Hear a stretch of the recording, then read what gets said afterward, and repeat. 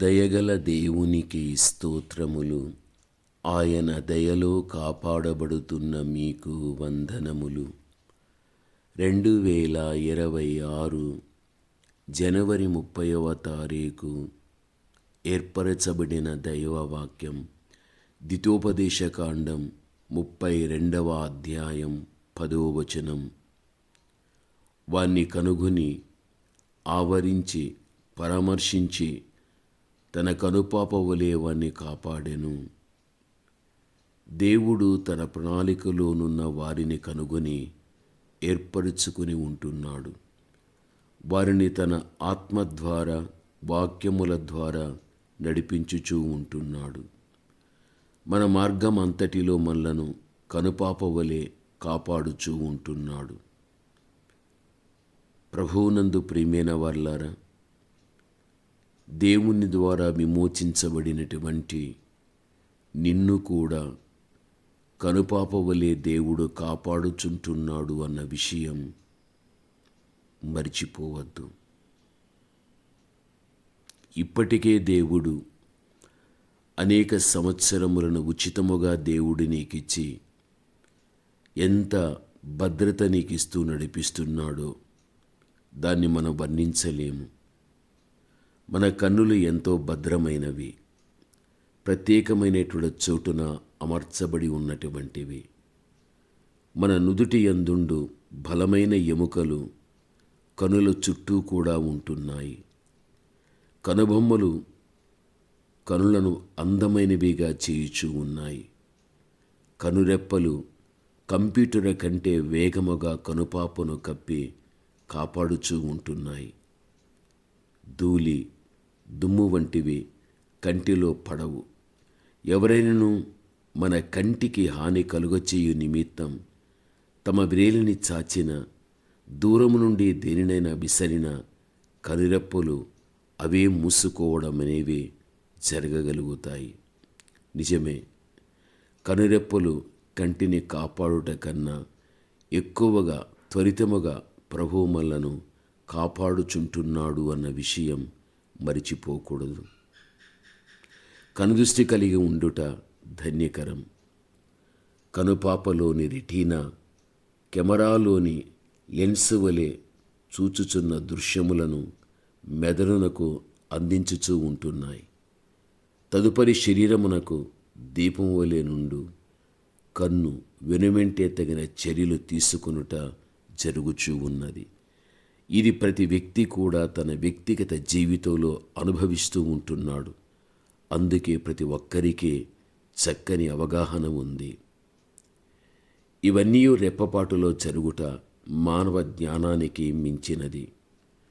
ప్రభువు మనకు దయచేయు భద్రత కనుపాప కాపాడబడు విధానం వలె ఉంటూ ఉన్నది. దేవుడు తన ప్రజలను ముట్టువారు తన కనుగుడ్డును ముట్టిన వారగుదురని స్పష్టంగా చెప్పడం వాక్యంలో మనము చూడగలం. ఒకడు తన కనుపాపను కాపాడుకొనున్నట్లు నన్ను కాపాడు, నన్ను లయపరచగోరు దుష్టులను పోగొట్టి కాపాడము అనునదే దావీదు యొక్క ప్రార్థన.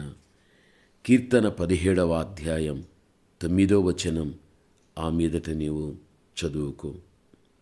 నేడు ఎందరో మీకు విరోధముగా లేచి ఉంటారు, ఆయనను భయపడవద్దు. కనుపాప వలె కాపాడు దేవుడు నీ పక్షమున ఉంటున్నాడు, నీ కుటుంబ పక్షమున ఉంటున్నాడు, నీ పిల్లల పక్షమున కూడా దేవుడు ఉంటున్నాడు. ఆయన కనుపాప వలె కాపాడు దేవుడై ఉంటున్నాడు. ఆయన మన పక్షమున యుద్ధం చేస్తాడు. శత్రులు లయమైపోగలుగుతారు, మనం బ్రతకగలుగుతాం. అందునిమిత్తమే మనము చేయవలసినది ఒకటి కలదు. నీ కనుపాప వలె నా ఉపదేశమును కాపాడిన ఎడల నీవు బ్రతుకుదువు అని సామెతలు 7:2లో వ్రాయబడి ఉంది.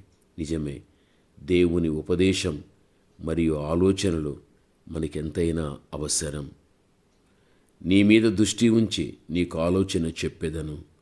కీర్తన 32:8 ఆ మీదట మీరు చదువుకొనండి. ప్రభువునందు ప్రియమైన వారలారా, మన దేవుడు మన యందు బాధ్యత కలిగిన దేవుడై ఉంటున్నాడు అన్న విషయం మరిచిపోకూడదు. కాబట్టి ఆయన మనలను కనుపాప వలె కాపాడు దేవుడై ఉంటున్నాడు. ప్రార్థన. పరమతండ్రి అయిన మా దేవ, ఘనమైన మీ నామమునకు స్తోత్రములు నాయన. దేవా, మీ యొక్క కృపను బట్టి తండ్రి, మీ బిడ్డలైనటువంటి మమ్మల్ని అందరినీ కూడా మీరు ఏర్పరచుకుని దేవా, మమ్మల్ని మీరు ఎంతో చక్కగా తండ్రి మీలో నడిపించుచూ ఉంటున్నారు నాయన. నడిపించుచూ ఉన్నటువంటి మా జీవిత విధానములో మమ్మల్ని కనుపాప వలె తండ్రి మీరు కాపాడుతూ ఉంటున్నారు. మీ బలమైనటువంటి నా తండ్రి కాపుదల ఉండుటను బట్టి నేటి వరకు మేము సజీవులుగా ఉంటున్నాము.